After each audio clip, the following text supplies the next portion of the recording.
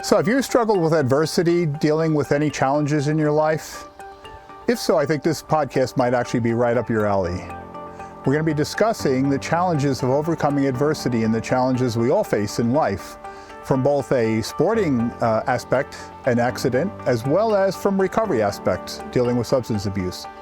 Hi, my name is Bernie from Tiger Resilience, where we offer addiction solutions for family members and friends who struggle with addiction challenges. We also assist the individual struggling with addiction too. And today I have the absolute privilege of, on a Father's Day by the way, of introducing my son, Michael, who is going to help share some story that he has, he transcended from an adversity in his journey some years back. And I'm also going to share about how also addiction was an aspect in our lives, specifically for me, dealing with alcoholism, and how we were able to overcome that adversity and how we had a parallel. So I'd like to introduce Mike, my son. Hey, as my dad just introduced me, name is Michael Tiger. Very appreciative to be here and be able to, talk and chat with my dad on Father's Day, and how much he means to me, and the ability to have these conversations on a platform like this. So I'm just really appreciative and happy to be here and talk. Thanks, Mike. So to begin with, we're going to talk about generally a lot of things that happen in life. There's a lot of us have issues. A lot of it is accidental, and sometimes it's of our own doing, and other times it's necessarily just the life events. Life is not fair, never was, and it never will be. But I want to share a story about my son, Michael, who had an issue some years back when he was running track in high school. He was a track star who became very well known and did a great job through his high school years and was able to set a couple of records. And they were getting ready for the winter track session, which was going to be the last year of his school. He was a senior, and they were getting ready to do a light run, which I believe for them was like 5 or 8 mile run, because they were doing the winter track, and they were doing a 4x4 the following Saturday.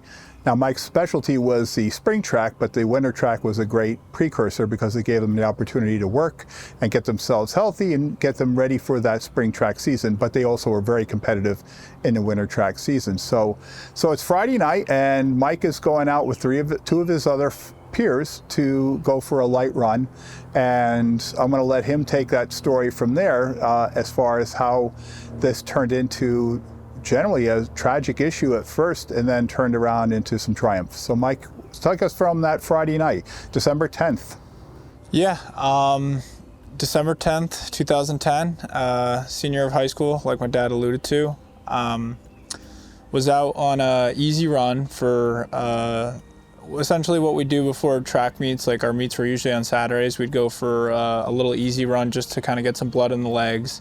Not any hard effort, just again really like practice before the actual race. So we went on this easy run in a part of the woods by our local high school that we have oftentimes gone to. It's a land trust that has trails that we could run on, and the team has utilized it for many years, and a lot of people obviously have ran on it. So me and two other teammates were running on this trail, doing this easy run. I would say about a mile into the trail, so just for the context of where it's at, the trail is about a mile from the school, so we're already 2 miles into this run. And generally we would do a loop and then come back into the school after we're done. So yeah, a mile into this trail, we heard what we perceived initially as gunshots, just incredibly loud noise. So started kind of like in a very frenzied state, sprinting back to the school, and in that run back I was shot in the left calf. I initially did not think it was an actual like pellet or shot. I literally thought during the run that I'd been like pricked in the leg or something by a thorn in the process of that. And in this too, we were screaming to whoever was, hunting at this point to, say we're humans, like, stop, please. We're obviously not deer. And yeah, in that process, had a prick in the leg. Just again, didn't think that it was an actual shot. I looked down on my leg and it's kind of like a perfectly, circular hole. So probably not a thorn. And there was obviously no thorn in my leg. And yeah, from this point, the hunters come over and obviously recognize we're people. And we, immediately call police and EMT, and I'm shuttled to the hospital. And well, let me interrupt you there, because Sure. I'd like to take when Mike actually had this accident. I was just returning home from work, and this is kind of the surprise of life that we get. Sometimes you never know what's going to happen around your corner on a daily basis. And he was literally, event had just happened. I was completely unaware of it, and he had contacted me to state that, tell me what exactly had happened. Now, I literally just get home from work. My wife, his mom, was actually living in Pennsylvania at the time, and we're up in New England, so we had this dual residency going on at the time. So it was just myself and Mike in the house at that moment. And I remember getting the phone call from Mike, and Mike said to me, he said, Dad, I don't want you to freak out, but I just want to let you know that I was shot and they're taking me to the hospital. Now, it's Friday night, it's December 10th, and I was a little bit tired, and I remember kind of being a little bit aggravated by, like, why do you have to joke around with something like that? That's not even funny. We got a weekend ahead of us. I knew his track meet was the following morning. I was planning on going up there with him to see the meet.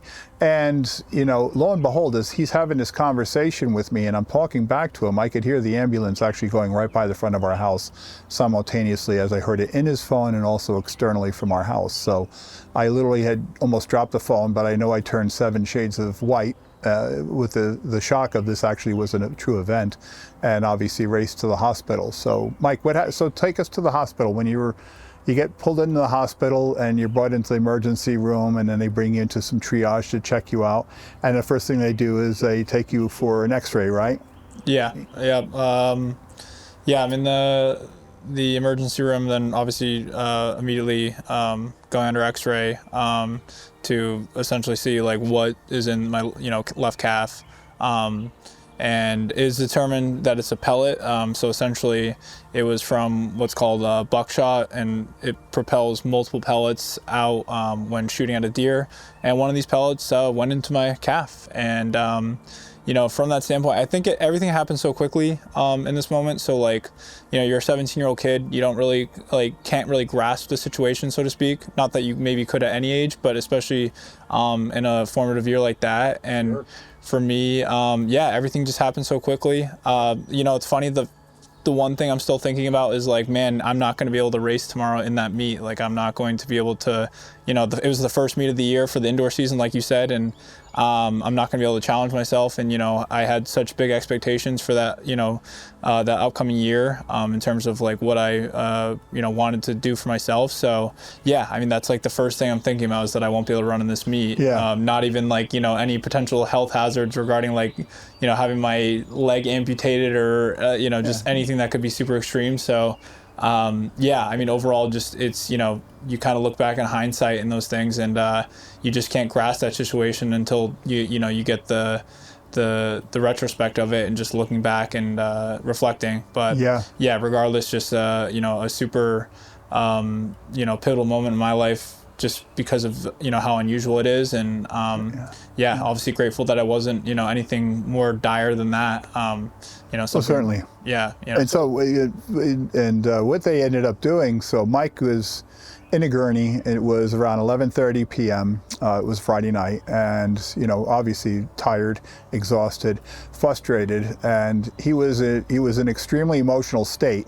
The reason being is that he was sitting in this gurney, laying in this gurney, kind of half set up, and the doctors had come in and stated that he would be okay. They're not going to do anything. They were not looking to take the pellet out at that time, because they felt that any procedure at that moment would do much more damage to him, as opposed to leaving it in there at that moment. But they also inferred that there would not be any real competitive running anymore, that he had this injury and it was going to be a life-sustaining injury to some degree, but it was certainly not going to stop him from walking or running, but just not competitively. And I remember him, in the gurney, and he looked at me very emotional, and he said, Dad, I'm laying here, it's 11:30 at night on a Friday. The next morning I was expected to hit some great numbers, potentially hit a record, and then here I am in a hospital with a gunshot in my senior year, which means I'll never get another chance like this again. And very, emotional. And I had no words of wisdom other than I said, we'll figure it out. I don't know how and what and why we can do what we can do, but we'll certainly figure it out. And from that point forward, we went through the motions of, getting what is it that had to be done. The next morning, I know Mike was unable to run. We came home, and they were obviously were not going to run, but the track team dedicated the meet to him for the fact that he wasn't here, and it certainly was a very powerful moment. But the impact piece was that he was very worried that he was never going to run competitively again, and I did not have an answer for him other than, we'll figure it out. There is a solution. I don't know what it is at that time. He didn't know what it is at that time, but we'll figure it out. We had friends, we had resources, and so on. So to get him into the point of the ability to run again was to see what other opinions or medical opinions we can get. I immediately thought, well, we'll definitely get somebody else from a medical standpoint to take a look at it, get a second and third opinion. And a good friend of ours that also was a mentor for Mike during the coach season was Jeff Smith, who was technically the last American to win the Boston Marathon back-to-back in the 80s. And he was a neighbor and was a friend. His son was in the same grade as Mike was, and they were friends. And then we obviously got a friendship with the family as well. And when Jeff found out about this, he set up an opportunity for Mike to go up to Boston to work with the Red Sox trauma team. And and we were elated because it was a thought that the Red Sox trauma team is going to, they'll have, oh my God, if anyone can solve the problem, they'll be able to do it. This is their specialty. They're talking about, big money sports here. So we did go up there, and I remember Mike, they sat and they did the assessment with him. They did review the X-rays, and we're all sitting at the table. And I recall that they sat down and they really said, hey, you're okay, you're going to be fine, this won't impact your life, you will be able to, carry on, you'll definitely walk, you'll definitely run, but you more likely will not run competitively anymore, and I can tell you, if there was ever a depressive state that could hit anyone, it certainly hit the two of us instantly, because at that point forward, it was looking at this as like, wow, I cannot believe that, they literally did not give the answer that we were anticipating, right? What was your emotions on that, Mike? Yeah, I mean, when you have those type of goals and so for me, I discovered track kind of later, like in my high school career and athletic career. I wasn't particularly elite or good at any sport, and academically was, just kind of an average student. This was kind of the first thing for me that I truly felt like, man, I could be like good at this. Like, this is something I could truly excel in. And so, when you kind of put that like level of obsession into something like that, and you receive a response, from that trauma team, that dream is essentially being taken away from you. It's a lot. Yeah, it's again, like for me, I think I just didn't think I had a ton of alternatives. Not that I wouldn't go to school and a college or university, but I just never felt like I excelled in anything truly at that point in my life. So, it's just, it was so important to me. And, hearing that, yeah, it was just, kind of quite devastating. Sure, it was very devastating. And on our drive back home, it was about a 30-minute ride from where we lived in Southeast Massachusetts to Boston. And on the ride back, Mike and I talked about it, and he did ask, he says, like, Dad, what am I going to do? I worked so hard for this. I don't know what else I can do. As he pointed out, there was no other sports he certainly was going to be involved with. It was already his senior year. He was not getting this, chance back. And once again, the conversation really alluded to, I'm not sure, I don't know, but we will figure it out. And I also mentioned, and we had talked on the way back, I said, just because these, experts gave an opinion on their status on the diagnostics, they look at it and they diagnose it and they say, here's our opinion. It is a medical-driven opinion with some evidence base to it, but at the same time, it's still subjective in some ways. They didn't know Mike. I knew Mike. Mike knows Mike, and he understood that he has a lot of tenacity in him. And on that way home, I remember saying, well, we'll figure it out, and we'll do whatever it takes. We'll connect with Jeff Smith, and we will find a way to fight through this. I think I contacted his primary care doctor to make sure that he could go back and continue to work out and do the things that he would need to do, and it would not be impending any issues with him from a health standpoint.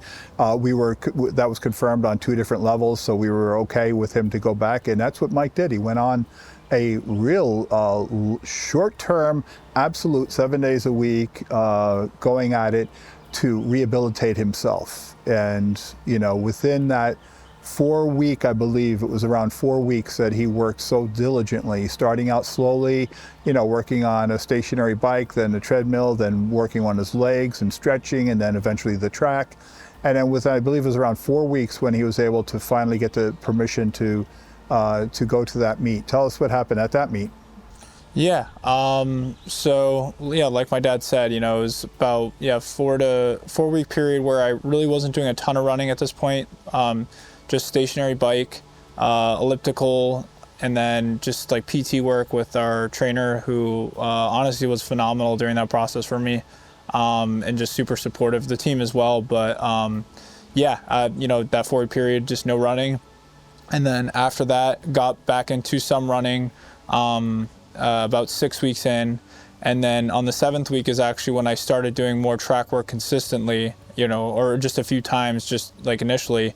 And I was so confident in that track work on that 7th week that I told my coaches, I'm going to run this upcoming meet. I think it was the beginning of February at this point now, that I'm going to run this upcoming meet. I feel confident enough that I'm healthy enough now to run. I mean, the training obviously wasn't ideal, but I think my mindset was so fixated on getting back into it and getting that run in, from that standpoint. My coach said, as long as you're medically clear to go, you can absolutely, do this. I mean, we're not going to necessarily advise you if you're not comfortable with running again, because we thought this process would take longer to recover from. But, the trainer cleared me. So this historic indoor track called the Reggie Lewis Center in Boston, it's pretty much where every elite high school team in the area goes to run fast times, and it's a very competitive spot. So that was my first race back. It was I think it was called the McIntyre Elite Meet, and in track you put a seed time, kind of what you projected you think you're going to run. And for that meet, I put the 600 meter dash, which was kind of like one of my main events, that and this other run called the 1,000 meter run. I put a projected time that I told my coaches to put down for that seed time, and it's a quick time. It would have been something that I hadn't run even yet, and something that was already like a goal kind of from the beginning of the season, that I'm already so because I'm already kind of delayed in time in terms of that recovery process, that I told my coaches, I'm going to run this time. I'm just I knew my fitness prior to the accident, and I just had kind of that level of self-belief that I truly felt like I could run this time still. And, we go to the meet. It's, kind of on the start line. I got a little frizzled by the start gun. I'm not going to lie. I don't think it's PTSD from that shot or the accident, but, it's just the first time being in that environment and racing again. Sure. And, sure. Hearing a gun go off again. I mean, there's certainly a subconscious element to it. Exactly. And again, I didn't think of it in the sense that I'm scared, but yeah, I think there is some subconscious element to that. But yeah, lo and behold, I kind of go out there, just kind of put everything into it. And, again, the expectation was high, but, maybe the training wasn't necessarily there yet because I hadn't been running. But with that race, ended up setting a school record and a division state record. So in Massachusetts, we have different divisions, and they're allocated by your school size. And I set our division record in that race. And, I think the level of euphoria after that was, sure, insane. Yeah, it really was. I just, it's again, you put so much into something like that, and when you have a setback that's kind of that extreme, it's just incredibly gratifying to be able to do that. And sure. I mean, to this day, I still think about that race specifically too, at Reggie Lewis, at that McIntyre meet where, I didn't know quite what I had, and I was able to win a race and set those records. And, it just, for me, it's something I always try to, reference. And anytime I'm feeling down, you can kind of push yourself to a limit that you might not have felt like you had. Yeah, I appreciate that, actually. And we'll talk a little bit about that, how you recall, your past experiences and successes when things are not necessarily going right for you at the moment, you know, how we get caught up in that. So, and as a father, I can't tell you how elated I was certainly too to see that it was actually beyond a kind of a miracle event to see that happen, and for him to transcend such an adversity like that was just so unusual, you know, to get to that point in a sense. So, you know, it really opened up a door for him as well, and it was certainly his, not necessarily the 15-minute of fame that one would probably want, but it certainly became his. I remember we had news crews come down to interview him, and you know, the tagline and the headline to it was that the hunters were out looking to shoot a deer, but it instead shot a tiger, hence our last name Tiger in a sense too. So there was some pun in it as well, but you know, overcoming adversity like that really is such an amazing feeling, you know, to do so. And I'll share from my own personal experience, and I will leave a link below in the video to my story, which is a therapist's journey that discusses kind of my background and story. But just to correlate what that adversity is like when you're dealing with things such as addiction. In my case, it was alcoholism, you know, almost 30 years ago. And having to overcome such a challenge and such an adversity is that very similar to what Mike is talking about. You know, there's a lot of hardships, there's a lot of difficulties, but there's a lot of breakthroughs that you have it. In his case, he was breaking through with his training throughout those weeks. And at the end of the day, and I'll let him speak on that, but I know for myself is that two things. One is that you find a way to find a belief in yourself that you can overcome it, but then also that somebody else believes in you. And that was imperative. I know for myself, it was my wife, Mike's mom, who was a major role in that because she believed in me to overcome that challenge I was dealing with. And Mike certainly had not just myself and his mom, but he had a lot of peer groups that were really very excited about that too. So tell me, what was some of the things you felt about overcoming that challenges, and what would you advise anyone who's struggling with an adversity right now? And especially going back to the point of when we're having challenges today, how do you go back to some of those successes and utilize that strength from a past experience to your present situation, in a sense? Sure. Yeah, I mean, well, at least to the first part in regards to just kind of overcoming that adversity, I think, you know, you hit the nail on the head in regards to peer groups. You know, having, you know, people around you that are incredibly supportive and have the ability to be supportive, for me was like just huge. I had just some of the best teammates, and my closest friends were on the track team, and people that, you know, were always just very re-encouraging, you know, just always giving me affirmations and telling me, you know, it's, you know, you're going to get through this. Like, they knew my goals as much as like I would reiterate to them like constantly. I was kind of one of those people that like had to tell people what they were going to do before they even did it. And that creates an accountability too, because now you've raised the bar and now you need to be accountable to that. Yeah, you might look not, you know, so great if you don't go through with those things after kind of like talking about them all the time. So yeah, I had, you know, just incredible teammates and friends, and of course my parents, who were both just so supportive with my track process and kind of my obsession with running. You know, my coach Jeff Smith, like my dad alluded to, who also throughout the process was super supportive.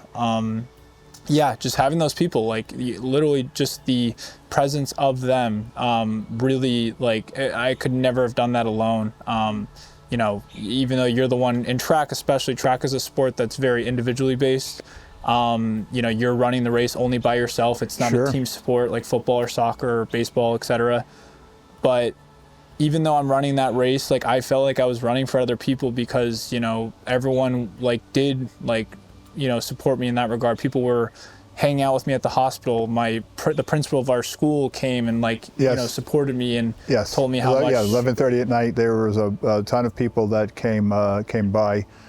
Friends, even a friend of mine came by when they all heard about it. So there was a lot of support there. Yeah, indeed. And it's just, you know, when you have that level of love and support, and you just feel like, you know, the weight of those people as well and what they mean to you in that race is just like so instrumental. And again, with anything in regards to adversity, you know, I lean on my parents and my friends and my significant other and people that, you know, you reciprocate that love with. And, you know, and to your second part in regards to kind of referencing that and, you know, current day adversities, like things that I might face and challenges that I might face, I mean, I always think like, how did I feel at my lowest point? Which for me, that was definitely one of them, could be the lowest point.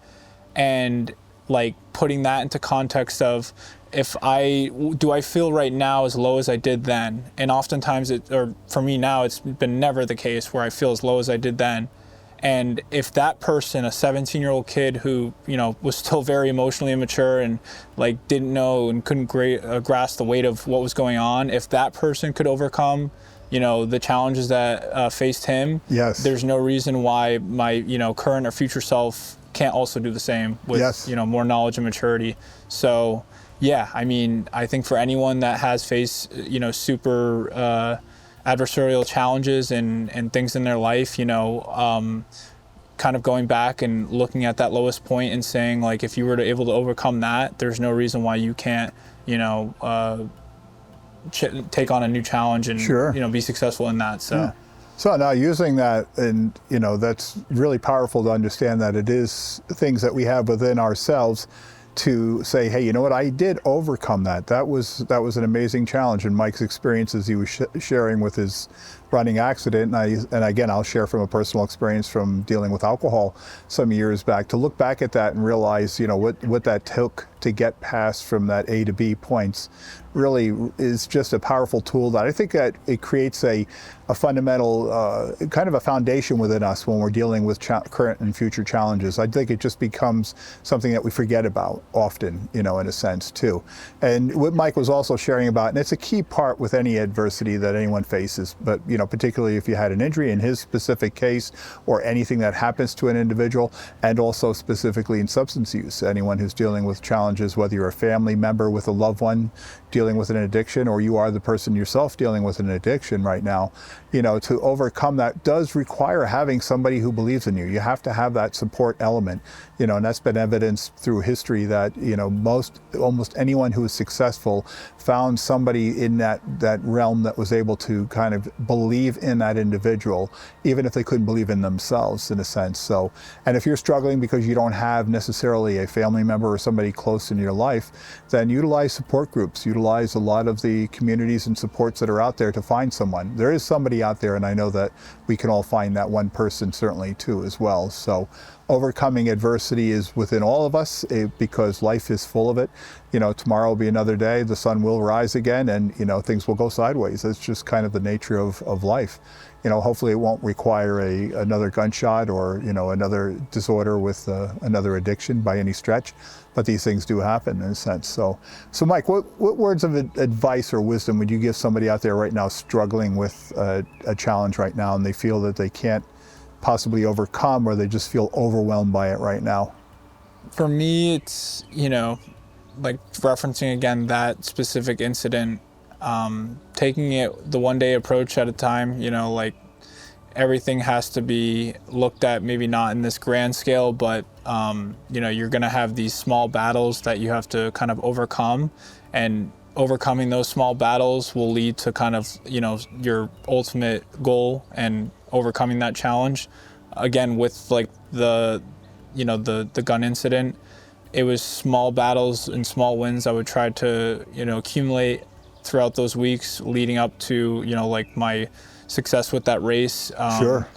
Just able to walk normally again, obviously off crutches, and able to, start implementing some level of activity. So I think it's just, it's compartmentalizing things and not, kind of looking at it in like this grand scale, and like, it's going to seem like such a lofty goal. Like if you have a really harsh challenge and you're like, I need to get past this, and you haven't even established maybe some small things you can do in that like immediate that for me was just super important, and very mature to say that too, by the way, because that's the element is to take the small victories and the tiny battles. The metaphor of how do you eat the whale? You eat it one fork at a time, in a sense. So that's truly what this is about. It's not looking at that larger picture necessarily. If you're in the middle of that battle, it's really just winning the small battle, winning the small player, winning that small little victory on a daily basis. And there's always something we can do to attain to a challenge on a daily basis, even if it's sometimes it's just getting through the day, not necessarily having a specific success towards that adversity, but just getting through the day and complimenting yourself, that, hey, you know what, I got through it.